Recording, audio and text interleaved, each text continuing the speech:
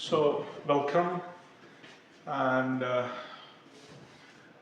very good afternoon to all of you. And uh, uh, in this class, I'll be talking about quantum mechanical interpretation of a free particle. And as we all understand that the basic equation of quantum mechanics is Schrödinger's wave equation, and uh, in order to solve a problem in quantum domain, this is our starting equation, which we call as Schrödinger's wave equation, uh, applicable to non-relativistic cases. So what we have is we have a free particle, and if I write down the Schrödinger's equation, uh, it's like minus h bar squared by 2m d2 psi by dx2 is equal to E minus V of psi. Now, since I'm saying that the particle under investigation is a free particle, so assuming that the particle is free, that means there is no interaction with this particle. This particle is not acted upon by some kind of potential. This particle has no potential energy. This particle has only kinetic energy. So for a free particle, this potential energy is zero. So my Schrödinger's equation will be minus h bar squared by 2m d2 psi by dx2 is equal to E psi. And we can rearrange the terms, and rearranging the terms will give me d2 psi by dx2 so it is h bar squared by 2m, so 2m will go on the upper side by h bar squared E of psi. So minus will also translate on the right hand side. So I can write down this equation as d2 psi by dx2 plus 2m by h bar squared E of psi is equal to 0. So we are talking about a free particle, and this free particle is in motion. It does not interact with any kind of force. It's a free particle. All it has is the kinetic energy. So it has only kinetic energy. So we can write down this as d2 psi by dx2 plus k squared psi equal to 0. Why this k? Now, if we talk about the propagation vector k, this k is 2 pi by lambda. So for lambda, I can use de Broglie equation, and because I know this lambda is h by p, so I can use this, and this k will come out to be 2 pi by h, so p will go up. So this k will be, this is h, this is 2 pi by h, so this is p by h bar, where h bar is our reduced Planck's constant, and this h bar is 2 pi by lambda. So what do we conclude from this is that this k has a relation with the momentum of this particle, and the momentum of this particle can be written as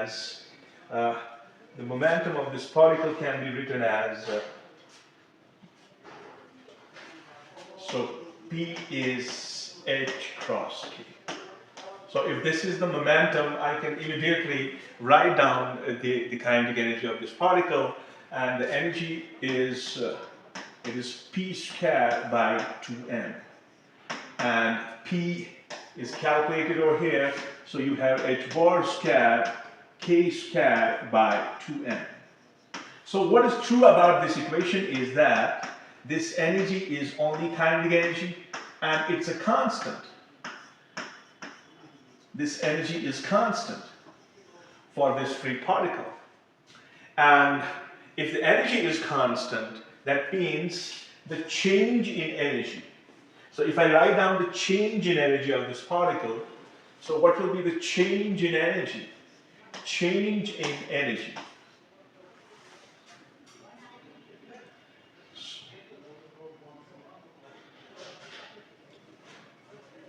So let's wait until we will have electricity back. I don't know where is my file. I think it's gone. Let me check it. Okay, roll the browser. Maybe it's somewhere here. Not sure. Let's see. So, come on, come on, come on, come on. Where was I? Have you saved my file, please? Otherwise, this piece of lecture is gone. Come on, come on. Where are you? I'm looking for you. Come on, come on, come on, come on. There must be some shortcut, but I'm not aware about that shortcut right now. So let me try if I can get it back. It seems to be very far. There must be some shortcut for it. It's going on and on. Okay. Okay, okay, come on, come on. No. No. It's not saved. Okay, so I can continue it from where I have stopped it. Okay. Let me go back. So what we have is we have found this energy. So I have E equal to h bar squared k squared by 2m. So it's a constant. It's a constant for free particle. So if it is constant for the free particle, then delta E for this particle is 0. So if delta E is 0, then delta T in the context of uncertainty principle is infinite. Okay.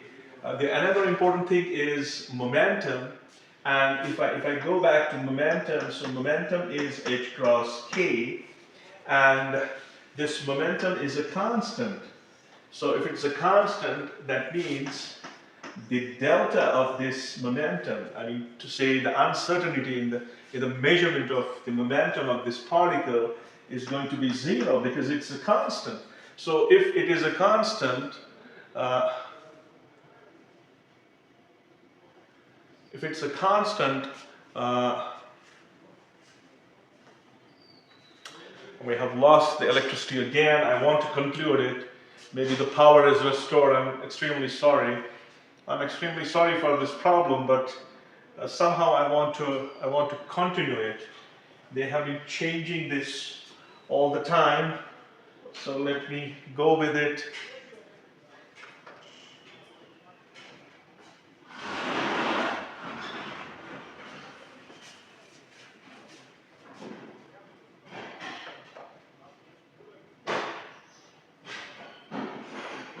Come on, come on, come on. Are you coming? Yeah, I think it's coming. Come on. So, extremely sorry for this, but I have to continue it. I want to conclude this piece of lecture. So what we have delta E is constant. That means delta E is 0 and delta T is infinite. And similarly, delta P is 0 because P is constant. That means delta X is infinite. So this is the most important argument here. What you have here is you have the spread. You have the spread of, you have all possible values of position. when the uncertainty in the measurement of the particle is 0. So this is one argument.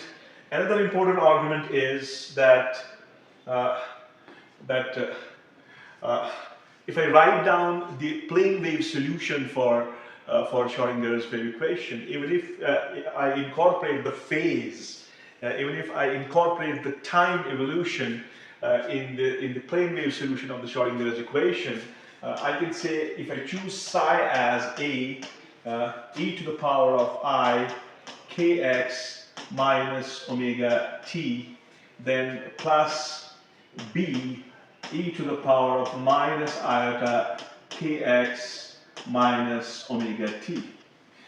So that this is the propagation of this particle in the positive direction, and this term can be attributed to the propagation of this particle in the negative direction of x. So if I presume the plane wave solution of Schrodinger's equation for this free particle, a particle which is completely free, all it has is the kinetic energy. So and I would like to calculate the normalization. Suppose I take into account only the positive propagation of this wave, this particle. I can calculate its normalization. And how do we define normalization? For normalization, we have minus infinity to infinity. Then we have psi star psi dx. And for a physically acceptable solution, for a solution that's acceptable to the given problem, the value of this integral should be equal to 1.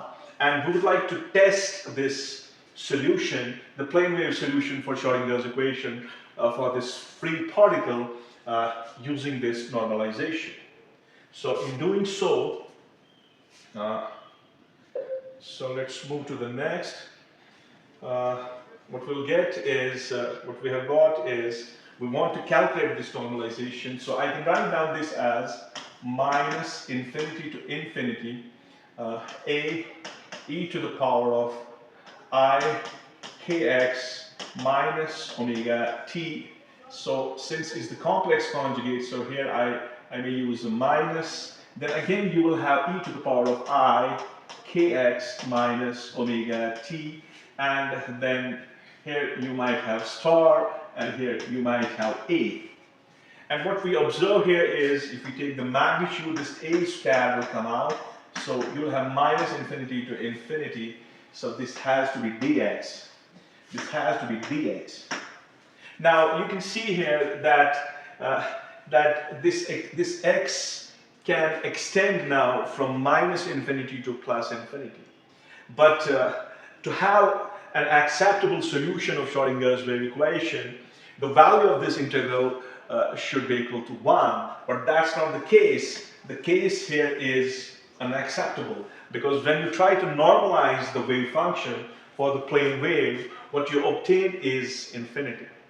So that means the plane wave solution to the Schrodinger's wave equation for a particle that's moving freely is not an acceptable solution for this particle. So what's to be presumed?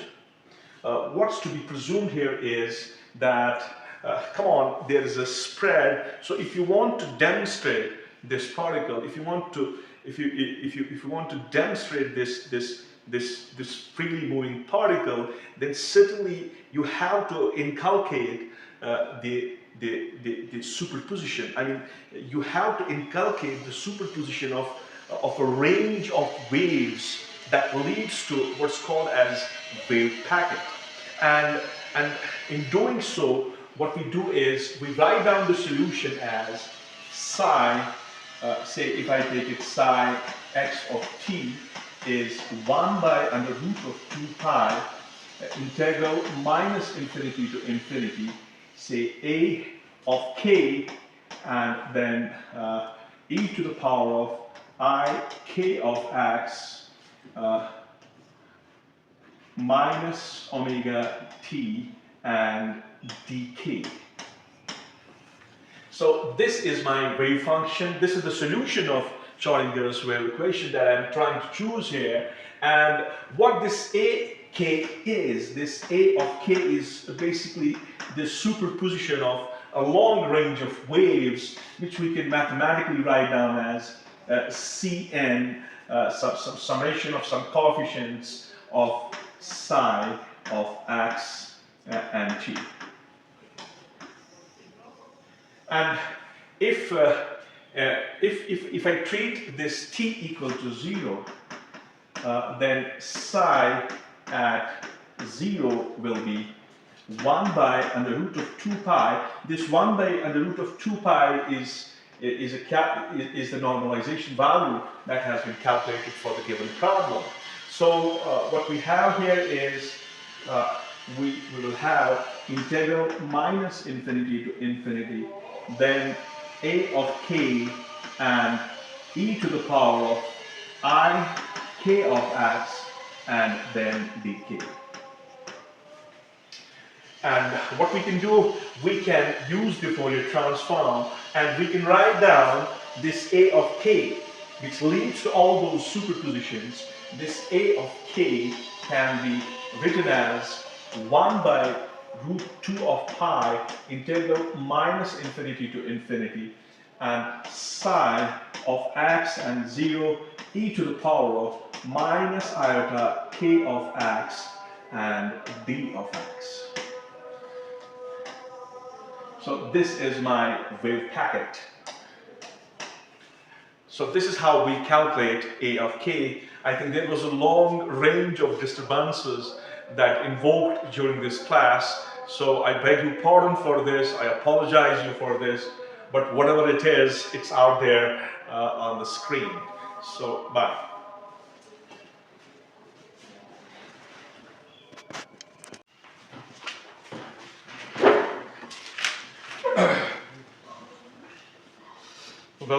Welcome to all of you. And in today's lecture, we will be basically discussing wave packet, and we will take on this discussion to Heisenberg's uncertainty principle. And it's always right to introduce you with the problem. And in the previous course, when we were discussing modern physics, we have undergone a number of phenomena. And we talked about radiation, and we talked about the dual nature of radiation. And we also talked about matter waves. If I give you the quick recap of these important things, when we talk about radiation, radiation shows us the dual nature. And this dual nature of radiation is confirmed using photoelectric effect, Compton effect, and double slit experiment. So what we have understood till now is that radiation has dual nature. That means radiation can behave as particles under certain circumstances, as is the case with the photoelectric effect, as is the case with the Compton effect. And radiation can act under certain circumstances as waves.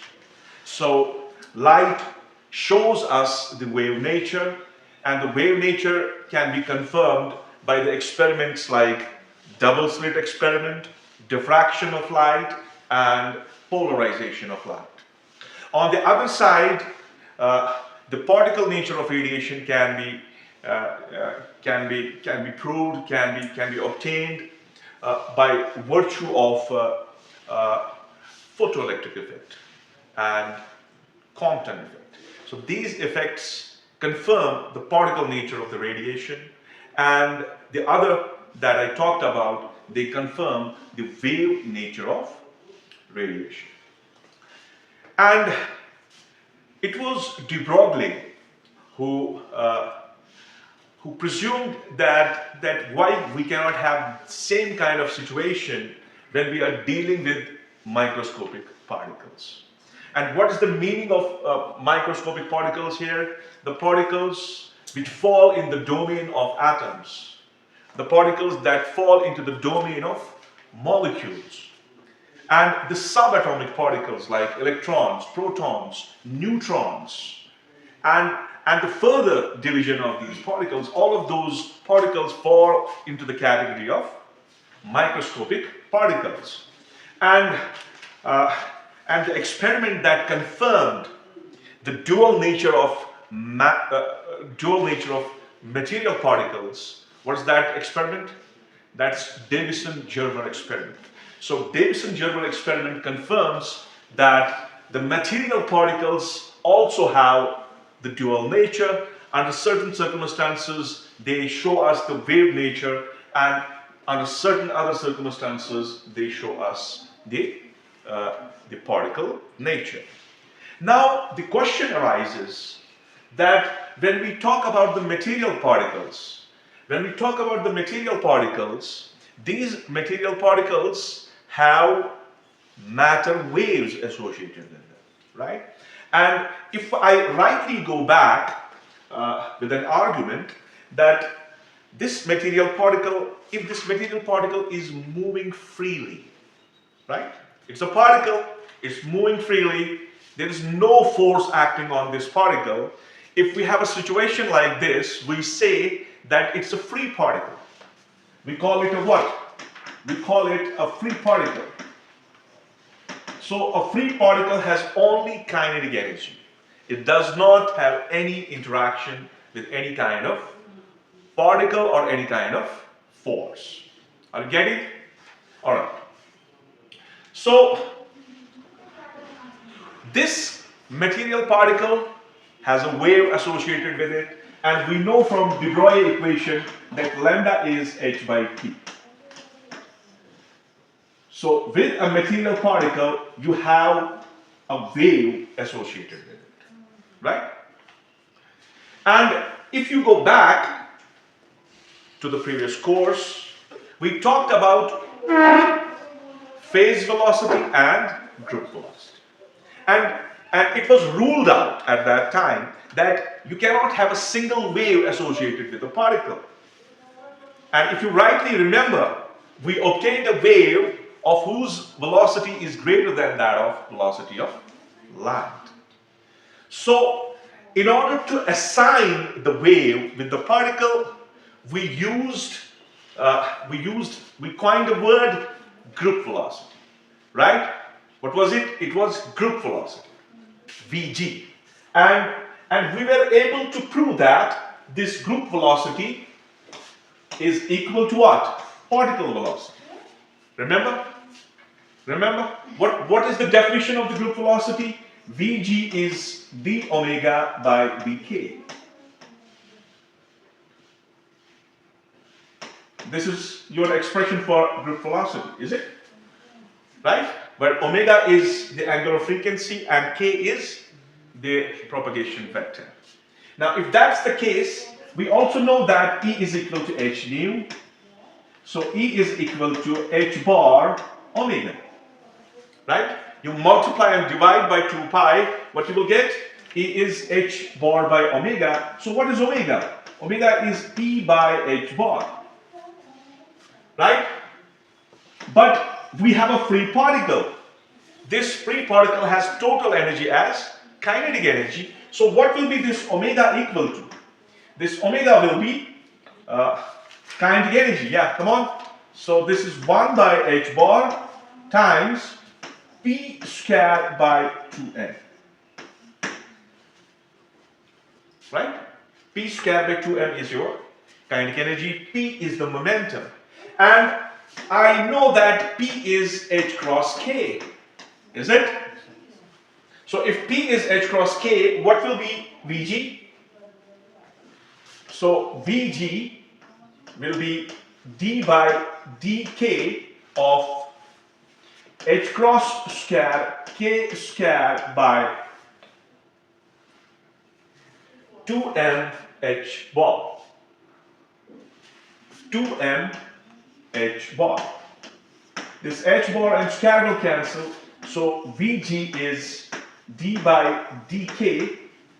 I think h bar is out, 2m is out. So inside you have k square, so this is h bar by 2m times 2k. This 2 and 2 will cancel. This is h cross k by m. But this h bar k is what? It is p divided by m. What is p by m? It is the velocity of the particle. Right? So, the wave that we are associating with this particle is a group of waves. And the velocity with which the particle is moving is same as that of the velocity of the group of waves.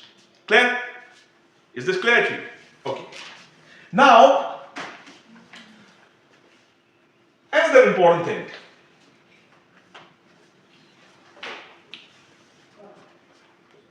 So, if you have to describe the particle in the quantum domain, you need a wave packet. You need a wave packet. The basic equation that we use here is Schrodinger's wave equation. It's the fundamental equation of quantum mechanics. And if I solve this Schrodinger's equation on this free particle, if I want to write down the solution of Schrodinger's wave equation for this free particle which is freely moving,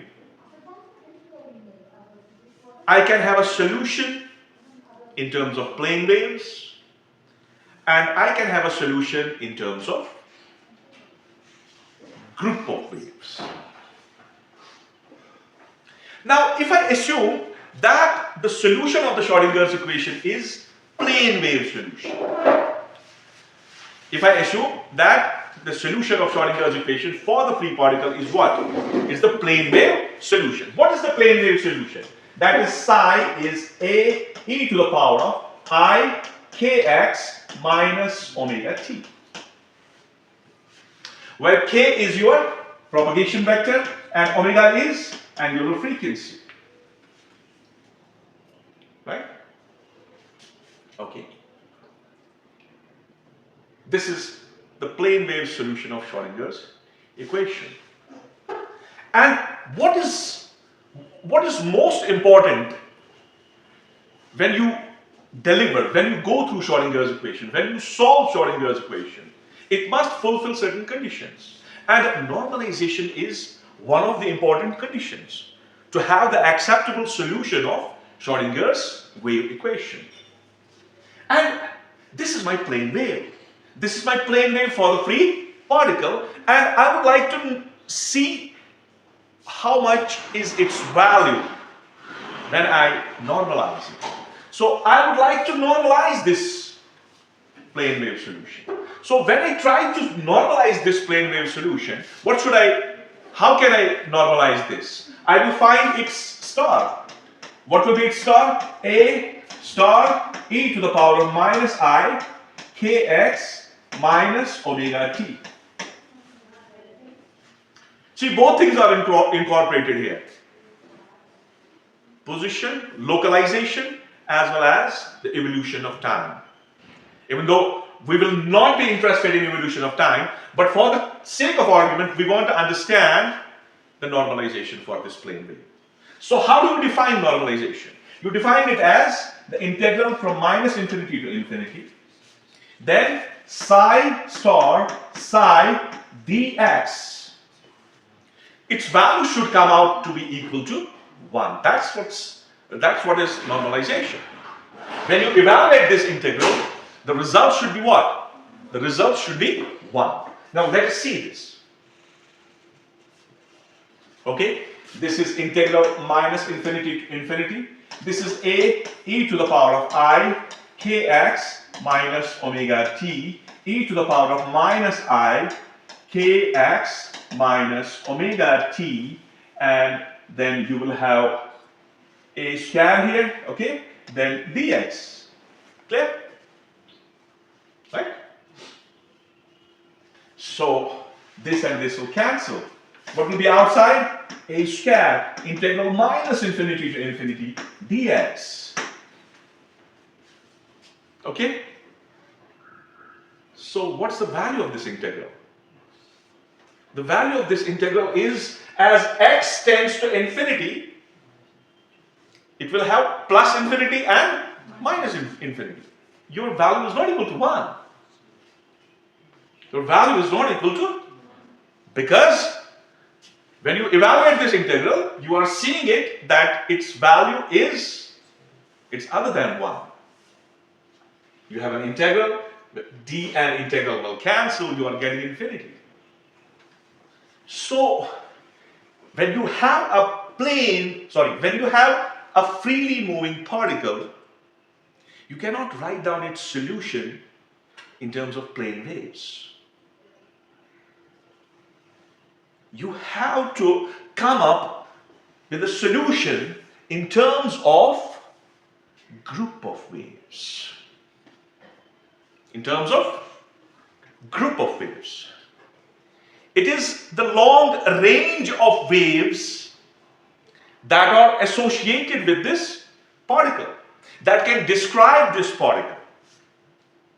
So psi is equal to a e to the power of iota something plus b e to the power of minus iota something is not going to be the plausible solution of Schrodinger's equation for a free particle. Clear? Then what is important here? Superposition. You can represent the solution of the Schrodinger's equation in terms of the superposition of waves. It's not just one plane wave.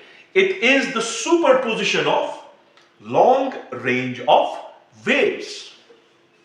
And maybe I think you have already gone through the course of mathematical physics. You have gone through Fourier series. So what Fourier series does? Come on, Ikra.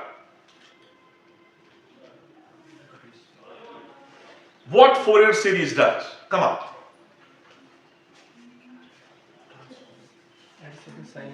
I mean Fourier transform. Yeah. Fourier transform. What Fourier transform does? We can switch from one domain. You can switch from one state to another state, provided the state 1 has a relation with state 2. In electronics, generally we talk about Fourier transform because there we are mostly interested to make transformations from a graph which is in time, from a signal which is in time to a signal which is in frequency. So when you have to make a transformation from one set to another set, you can think of a mathematical tool which is called Fourier transform. Clear? Getting my point? So moving from here, where I was stuck, I was talking about this wave packet. The particle can be assigned a wave packet with it. Psi cannot be the way I wrote it. Psi cannot be, it cannot be a plane wave solution to the Schrodinger's equation. It has to be the superposition of long range of waves. That will make up a wave packet. That will make up a wave packet. So how do we assign that? Suppose I have psi of x and t. This is 1 by under root of 2 pi integral minus infinity to infinity a of k e to the power of I kx minus omega t dk.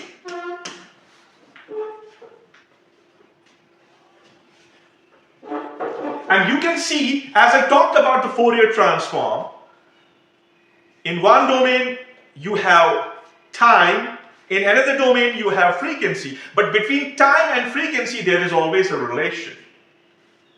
And here we are talking about a particle. And this particle is described by a wave packet. And in the left hand side of this equation, what you have? You have the wave function.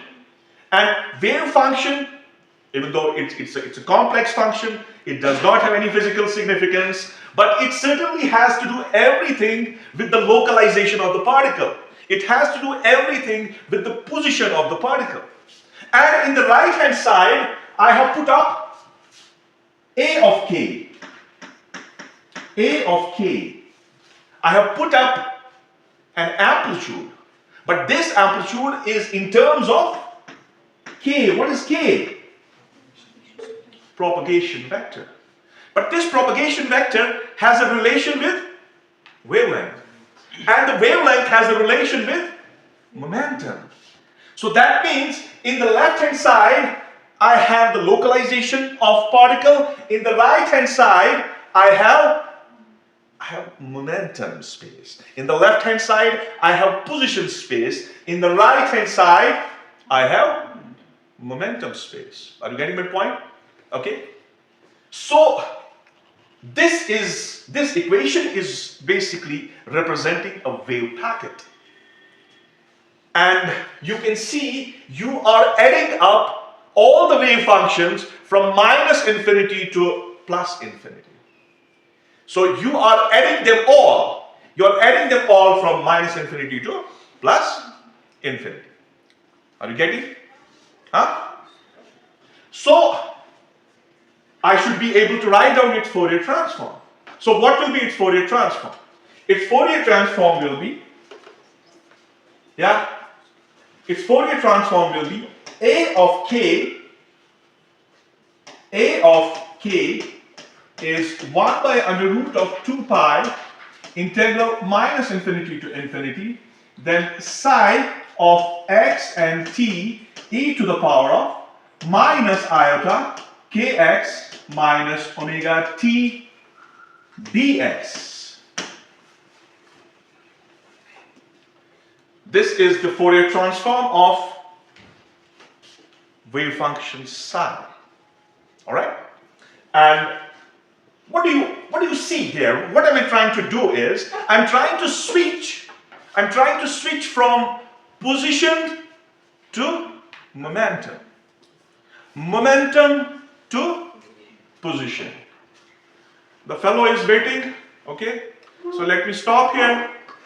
We will proceed this lecture tomorrow.